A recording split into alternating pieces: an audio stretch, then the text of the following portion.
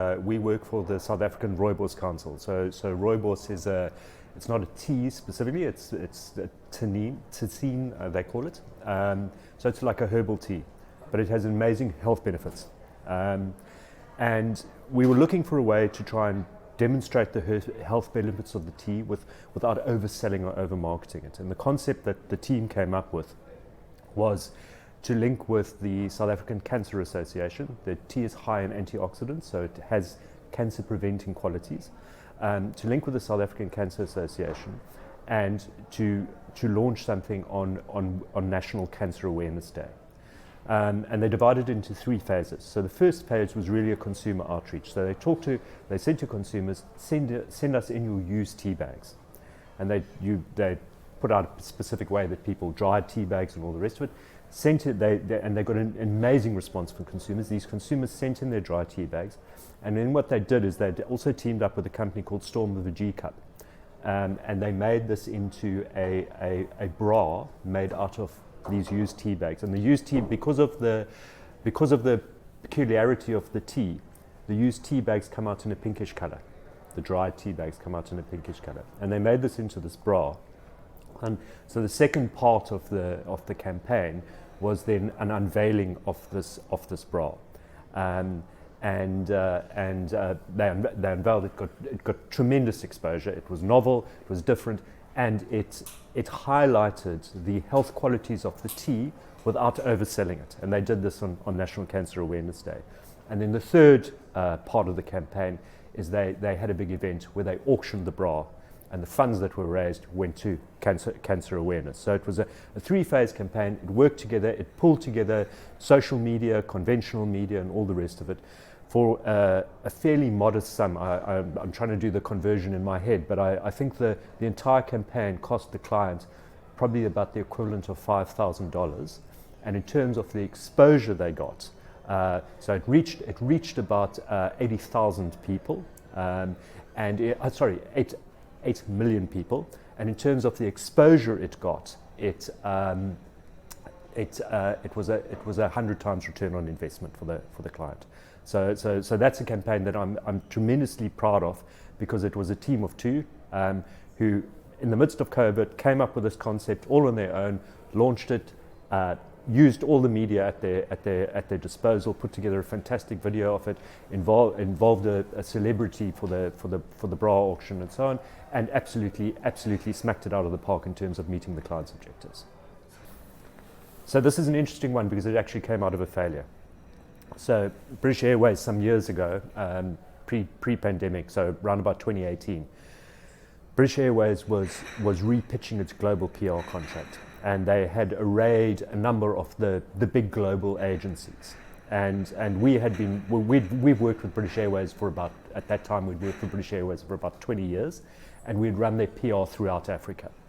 And they said to us, would you be interested in participating in this global pitch? And we'd just joined the Worldcom at the time, and we said, yeah, well, okay, let's do it. Let's do it as Worldcom. So it was pretty audacious for a relatively small African-based agency to go in. But we teamed up with two other Worldcom partners, Padilla in the United States, Kaiser in the UK, and together we put together this pitch. And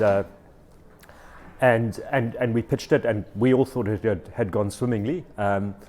But for various reasons, British Airways ultimately decided to appoint Ogilvy, something that didn't necessarily work out in the long run. One of the reasons I say we think the pitch went pretty well is, although they appointed Ogilvy for the rest of the world, they kept us in Africa. But Worldcom didn't actually win it, which was a huge pity. Anyway, the pandemic came. British Airways suspended their work with us for obvious reasons. They weren't flying or anything else, and it was a bit of a blow to us as an agency. Anyway, as things started easing, we were approached by another member of IAG, which is Qatar Airways, and we were asked to pitch for Qatar's contract in Africa. And I was able to take that work that the 3 agencies had contributed to British Airways, and we were able to rework that and pitch for Qatar, and won it outright. So that was a real benefit of having all that thought and input from all those Worldcom agencies to be able to turn that pitch around relatively quickly and deliver what Qatar wanted. So that was, and that it was a real bonus for us at the time. Because coming, as with all agencies, obviously we're affected by COVID. We were particularly exposed in the travel and tourism space, and it enabled us to recover quite quickly. So that was a real benefit of being part of this partnership. That's really good. I think one of the things that we have learned is just the need to be more integrated. We've tended to be an agency in the past that has kind of looked at vertical industries. So travel and tourism, healthcare, whatever, and we'd looked at the verticals, but not necessarily integrating all the channels as well as we could. And I think that's something we have to look at quite carefully. It's we've recently acquired a digital company that I think gives us a little more depth, and clearly that's the way the world is going. So it gives us a little bit more depth, a little bit more capacity in that regard. And I think integrating those channels effectively will be really important. I think the second thing is to start measuring what matters, or to measure what matters better. I think we spend, and I think a lot of agencies spend a lot of time measuring stuff and collecting data, but measuring and collecting data that doesn't necessarily, some of it doesn't necessarily contribute to the client's objectives. So looking at what the objectives are and saying, okay, how do we measure whether we are meeting those objectives, rather than just doing the traditional measurement saying, oh, we've reached so many people, are they the right people? Interrogating it a little bit. So, for example, the first day I was here, I had a conversation with one of my colleagues from one of our French partners. A conversation with her, and she was talking about an electronic digital newsletter that they do. And what really appealed to me about the way they measured that is they don't just measure how many people click to open the newsletter.